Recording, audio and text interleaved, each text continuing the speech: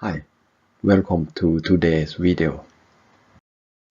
Germany's 10-year bond yield fell and turned negative yet again yesterday after a disappointing released IFO Business Climate Index data.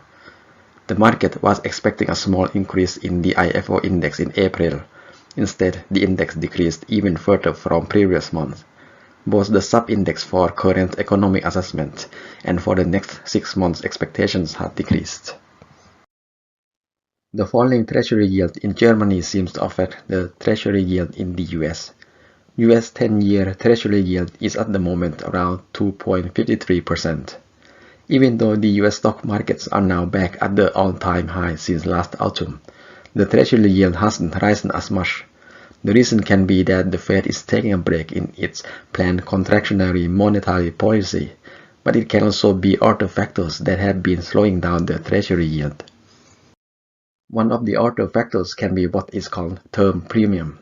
When the investors in the financial markets are risk-averse, they will invest in safer investments which yield less returns, thus giving a low term premium. The rising stock markets these past days indicate that investors are willing to take more risk. This should also increase the term premium and the long treasury yield. The stock market is back at its top since September 2018. The long treasury yield still hasn't. Thus, the risk aversion might not be as low as the stock market is showing, and more driven by a high level of optimism. And that's it for today's video. Check the video description for more details. Thank you for watching.